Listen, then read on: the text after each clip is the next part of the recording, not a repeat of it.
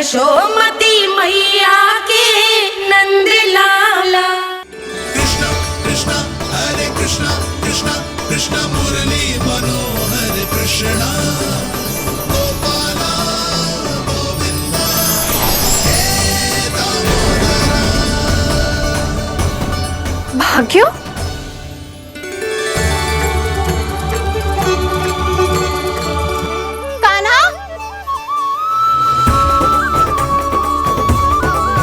एक तो चोरी की और ऊपर से मूर्ख बना के भाग को। ये ठीक ना है, मुझे यशोदा जीजी को बताना ही होगा, और वो भी इसके घर पहुंचने से पहले।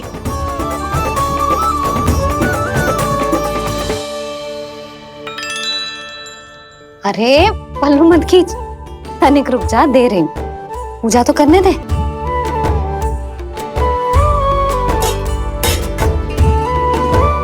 ले, अब जितना मन करे उतना प्रसाद खा।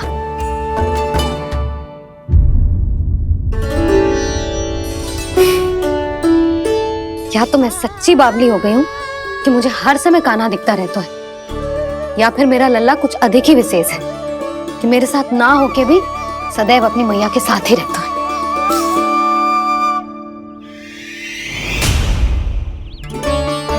आज तो कैसे प्राण बचे, नारायण ही जानते हैं। मैं तो पाऊ को सिर पर लेके ऐसे सरपट भागो कि पूरे गोकुल में बड़ बोले। इस समय तो बड़ी बड़ी मत हाको, पर असली लाभ तो वानर महाराज ने उठाया है। पूरी की पूरी मटकी अकेले लेके निकल लिए। ये हमारी प्रतीक्षा कर रहा था ताकि हम माखन बांट सके। हमारे साथ ना दाऊ, उनके साथ।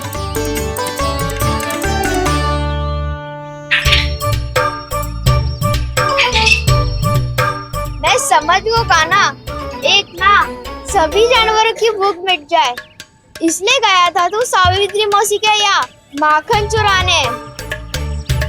इससे पहले कि वो हमारे यहाँ पहुँच जाए, हमें घर पहुँचना होगा दाऊ, चाहे कछु हो जाए, पर देरी ना होनी चाहिए। इससे पहले कि बहुत समय बीत जाए, हमें ये समझना होगा कि लोभ आदमी की बुद्धि को भ्रष्ट कर देता है, हमारे सोचने समझने की क्षमता को नष्ट कर देता है। बहुत समय पहले की बात, एक साधु था, वो सुनसान घने जंगल में रहकर साधना करता था। ब्रह्म ज्ञान को प्राप्त करने ही वाला था कि अचानक से एक दिन उसे एक सुनहरी बिल्ली दिखाई थी। उसने उसे देखो तो सोचो कि ये तो बहुत सुंदर है, इसे तो मेरे पास रहना चाहिए, और उसने उस बिल्ली को अपने पास रख लिया। फिर उसने सोचो कि इसे तो दूध की आवश्यकता होगी और उसके लिए गाय की, तो उसने एक गाय भी रख ली। अब गाय को चारे की आवश्यकता होगी और चारे के लिए भूमि की। नारायण की कृपा से भूमि का प्रबंध भी हो गया। अब भूमि को जोतनो है, चारा उगानो है, चारा काटनो है, और उसे गाय को खिलानो है। गाय को खिला के उसे दूध निकालनो है, और दूध निकाल के बिल्ली को पिलानो है। कार्य बढ़ गो। अब उसे लगो कि सहायता के लिए 2 जोड़ी हाथ और होने चाहिए, तो उसने विवाह भी कर लियो। कुछ समय बीतो और संतान हो गई, और उसे एक बड़े घर की आवश्यकता अनुभव हुई। इसी प्रकार धीरे धीरे लोभ ने उसे अपनी छाया में ले लिया, और वो नारायण की साधना कर ब्रह्म ज्ञान को पाने के अपने परम लक्ष्य को भूल गो। फिर अनेक वर्ष बीतने के पश्चात उसकी अपने गुरु से भेंट हुई। पहले तो उन्होंने उसे पहचाना नहीं, और पहचानो तो उनने कही कि एक बार, बस एक बार अपने कर्तव्य से भटका था तू, और देख कैसे देखते ही देखते लोभ के जंजाल में गहरे ही गहरे धंसता चला गया। सोचो, कहीं उस व्यापारी को धन के लोभ में अपना वचन देकर आप सब भी जे ही भूल तो ना करने जा रहे। परिवार, घर द्वार, भोजन, सुख शांति, जीने के लिए आवश्यक जिस सब कुछ तो है आपके पास। इसीलिए मुझे चिंता हो रही कि जिस प्रकार उस साधु ने ब्रह्म ज्ञान प्राप्ति का अवसर गवा दिया था, आप सब भी इस लोभ में आकर अपना सुख चैन ना गवा दो।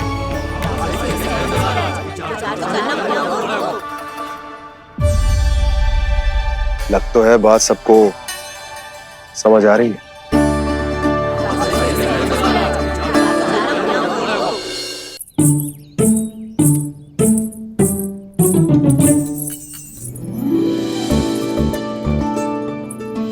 भाभी आसानी से ना मिलने देंगी कान्हा से, पर उसे देखे बिना रहा भी तो ना जा रहे हो मुझसे। कहाँ है वो? मुझ पे बहुत क्रोध है उन्हें। इतनी शीघ्र शांत ना होगा, उन्हें मनाना तो पड़ेगा ताकि मैं नंद भवन में फिर से बिना किसी रोक टोक के आ जा सकूं। पर क्या बोलूं, कैसे मनाऊं उन्हें?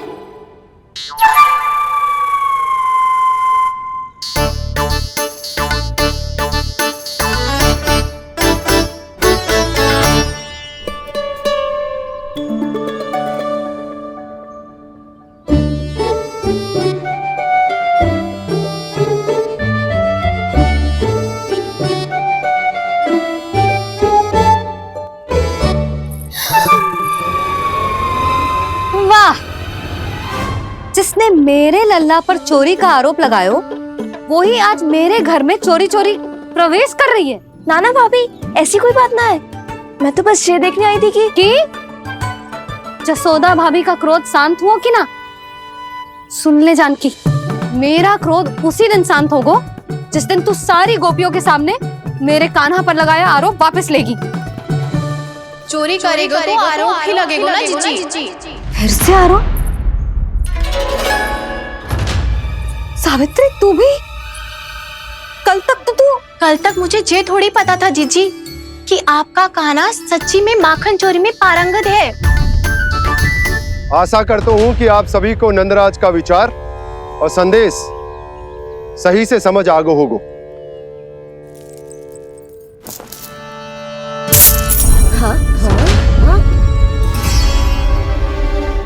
सिक्कों की खनक बता रही है कि पोटली कितनी भारी है। एक ही दिन में कितनी उड़न पा गई जे। हमें भी इससे अधिक धन अर्जित करना होगा, तभी तो हम अपने उज्जवल का भविष्य उज्जवल कर पाएंगे। पहली बार कछु बुद्धि की बात की है तूने।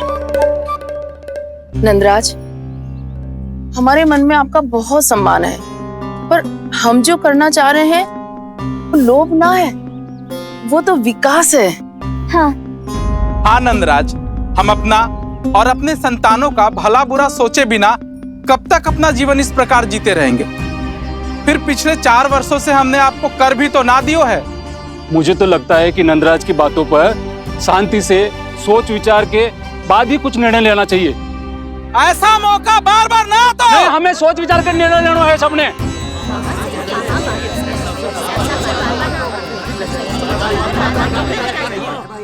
चोरी में पारंगत? हाँ जीजी, उसने टोली बनाई है और उसका नाम भी रखा है चौर्य विद्या प्रसारण टोली, और आपका कान्हा उसका अध्यक्ष है। अच्छा, तो कान्हा पूरी टोली लेकर आया था चोरी करने तेरे घर? और नहीं तो क्या। पर एक बात बताऊं जीजी, मेरे बलदर को देखकर किसी का साहस ना हुआ भीतर जाने का, पर आपका कान्हा इतना साहसी है कि बिना भयभीत हुए इतने भयंकर बैल के निकट चले गए। सच्ची? और तेरे रक्षक बैल ने कुछ ना किया उसे? है ना अचरज की बात। क्रोध के स्थान पर वो तो उसके सामने ऐसे झुक गया जैसे कि प्रणाम कर रहा है। और जीजी, आपका कान्हा साहसी ही ना, बहुत चतुर भी है। मैंने मटकियां बहुत ऊपर लटकाई थी, पर बताओ कि बिना चौकी के मटकी को नीचे उतारने का उपाय किसने ढूंढा? किसने? आपके चतुर कान्हा ने। उसने अपने सखाओं को पर्वत बनायो और एक पक्के सेनापति की तरह बिना भयभीत हुए उनके ऊपर चढ़ गयो और मटकियां उतारने लगो। और एक ही ना, तीनों की तीनों मटकियां उतार ली। तीनों? हाँ जीजी, और वो इतना दयालु है कि पहले एक मटकी का माखन सब में बांट दियो और फिर बचे हुए 2 मटकियों में से एक मटकी अपने सखाओं को दे दी और फिर दूसरी मटकी एक भूखे वानर को दे दी। और फिर जब मैं उसके सामने जाके प्रश्न करने लगी तो उसने मुझे अपने तर्कों के जाल में उलझाया और बड़ी आसानी से सिद्ध कर दिया कि वो तो परोपकार कर रहा था। मैं तो देखती ही रह गई और शब्द तो ऐसे झड़ते हैं मुंह से जैसे कि फूल। रुक जा सावित्री, पहले तू ये निर्णय ले ले कि तू मेरे लल्ला का गुणगान करने आई है कि उसकी निंदा करने। निंदा करने ही आई हूँ जीजी, जानकी सत्य कह रही थी। आपका काना माखन चोर ही है और बलराम के साथ भागा था। बलराम क्यों? वो तो साक्षात गरुड़ देव की पीठ पे बैठ के उड़ के आयो है, तभी तो तुझसे बहुत पहले आके यहाँ बैठ गओ ना। आ देख ले, आजा। देखो कैसे बैठ के सब पहरा दे रहे हैं कि कोई पंछी अनाज ना चुगले, और तुम दोनों व्यर्थ में इन सब पर दोष लगा रही हो। कान्हा के निकट जाने का प्रयास भी मत ही करना। पहले मेरे लल्ला पर आरोप लगाती हो, फिर उससे मिलना भी चाहती हो।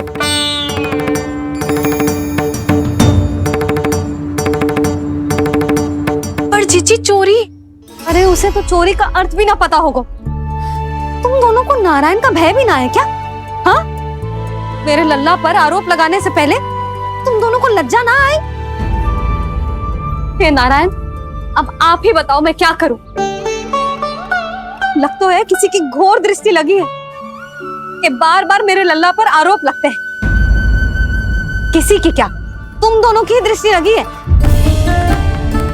या तो तुम दोनों मनगढ़ंत कथाओं को सत्य बताना छोड़ दो, या फिर कृपा करके मेरे घर आना बंद कर दो।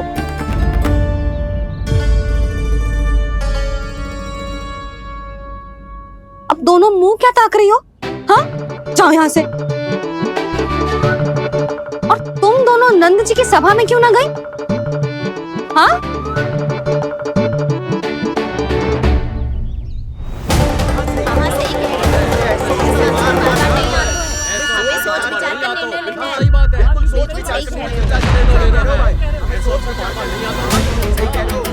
जी कौन? पहले तो कभी ना देखो इसे।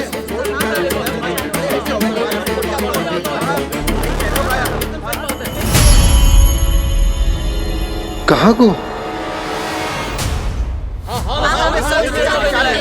बस करो।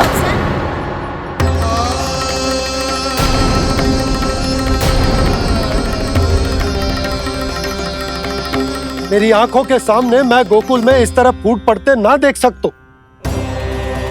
राजा हूं मैं, परंतु आज तक मैंने कोई भी निर्णय आप सब पर ना थोपो और ना ही आज थोपूंगा। मुझे पता है आप सबके पास कल सूर्यास्त तक को समय, इसीलिए मेरी विनती है कि आप घर जाकर रात्रि को इस बात पर पुनः विचार अवश्य कीजिएगा। सोचिएगा कि कोई भी व्यापारी अविश्वसनीय रूप से सस्ता क्रय विक्रय क्यों करेगा जब तक कि उसका कोई छुपा हुआ लाभ ना हो।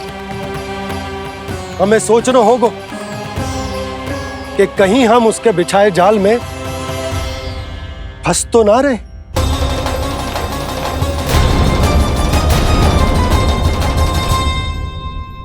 बच गए भैया, जैसे तैसे ही सही, पर समय से पहले पहुंच ही गए हो। सावित्री मौसी कनेक सी बात को इतना बड़ा चढ़ा के बोल रही थी जितना उज्जवल भी ना बोलतो।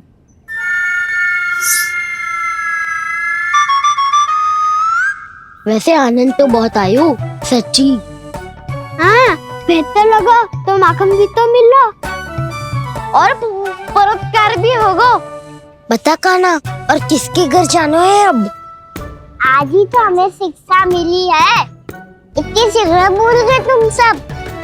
लोग के चक्कर में पड़ोगे तो फंसोगे। लोग के चक्कर में पड़ोगे तो फंसोगे।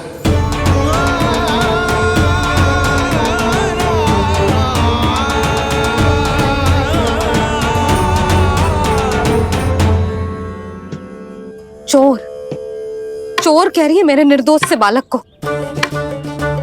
अब तो इन दोनों ने अति ही कर दी है।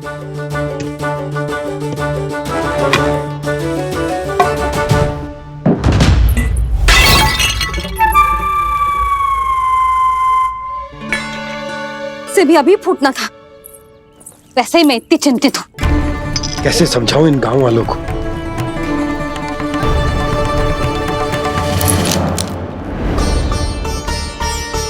कोई समझने को तैयार ही ना है। लगता है सबकी बुद्धि भ्रष्ट हो गई है। सही कह रही हो यशोदा तुम। मुझे तो लगता है कि सोचना समझना ही छोड़ दिया सबने। अनेकों तर्क देके समझा दियो, सिद्ध कर दियो, पर इनकी मोटी बुद्धि में कछु आता ही ना है। यशोदा तुम तो तर्क की कह रही हो, मैंने तो उदाहरण देकर समझाने को प्रयास किया, पर अपनी बुद्धि के आगे कछु ना समझ में आ रहा इन गांव वालों को। क्या सारे के सारे गांव वाले मेरे लल्ला पर आरोप लगा रहे हैं? जी क्या कह रही हो तुम? मैं तो गांव वालों की बात कर रहा हूं जो नारायण के नाम पर वचन देकर उस अपरिचित व्यापारी को अपने दूध, दही, घी, माखन सब देने को तैयार है। लो कर लो बात। मैं गोपियों की बात कर रही हूँ जो लल्ला पर माखन चोरी का आरोप लगा रही हूँ। और आज तो सावित्री ने भी लल्ला को माखन चोर कह के पुकारो है।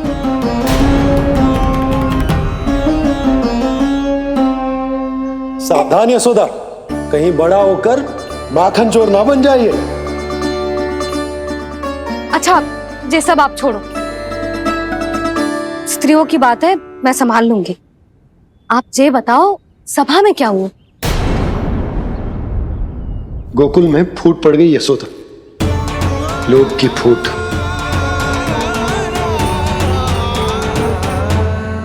अरे रुको रुको रुको, व्यापारी जी रुकिए रुकिए। नंदराज ने प्रयास तो बहुत किया था व्यापारी जी, पर कुछ व्यक्तियों को छोड़ करके किसी के कान पे जूं तक नहीं रेंगी। इसका अर्थ फूट पड़ चुकी है लोभ की वजह से। बहुत ही शुभ समाचार लाए हो गुप्तचर। अब शीघ्र ही दिखेगा लोभ का चमत्कार।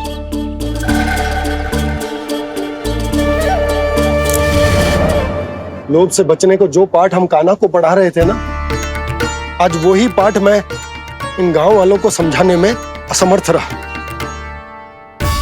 आप चिंता मत करो जी, धीरे धीरे सब ठीक हो जाएगा। तब तक बहुत देर हो जाएगी यशोदा। ये गोकुलवासी मेरे अपने, उन्हें अपनी आंखों के सामने मैं भूल करते ना देख सकता। वो सुलक्षणा, वो उस व्यापारी के प्रभाव में आ गया, और शंकरी मौसी और सुमति भी सुलक्षणा के मार्ग पर ही चल रही।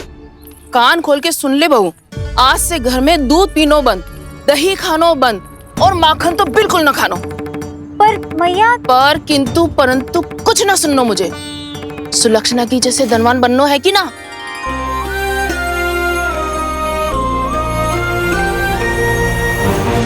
तो फिर जैसा मैं कहती हूँ वैसा कर, तभी तो अधिक से अधिक दूध, दही, माखन बेचकर अधिक से अधिक धन अर्जित कर पाएंगे हम।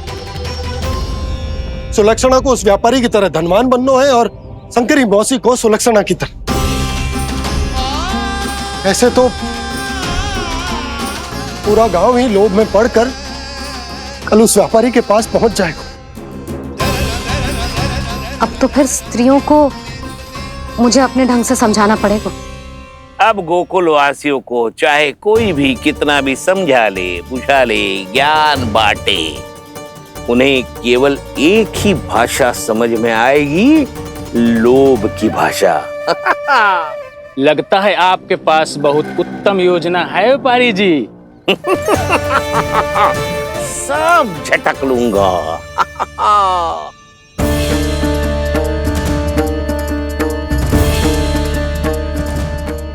आपको क्या लगता है प्रभु, मैया के समझाने से गोपियाँ समझेंगी?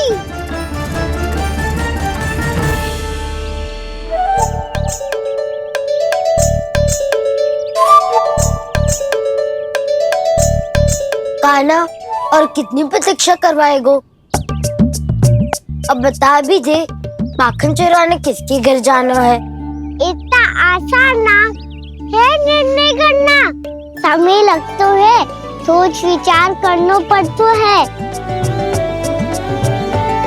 पर ये निर्णय किया कैसे जाए पता है मुझे। लगता है ये निर्णय करना पड़ेगा कि बचना कैसे।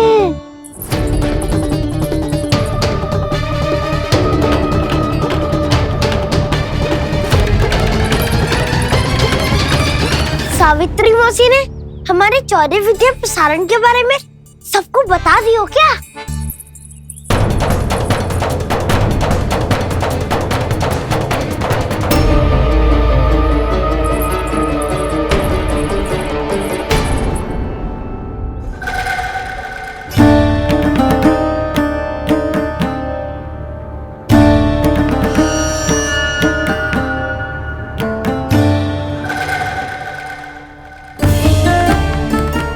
शीघ्र आओ, छोटी माँ बुला रही है।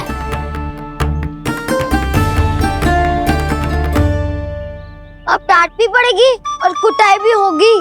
14 विद्या प्रसारण कल ही आरंभ हुआ था और आज ही समाप्त हो जाएगा। सब इतने गंभीर क्यों है आज? गंभीर तो होंगे ही ना दाऊ, क्योंकि मैया आज अच्छा वाला पाठ पढ़ाने वाली है।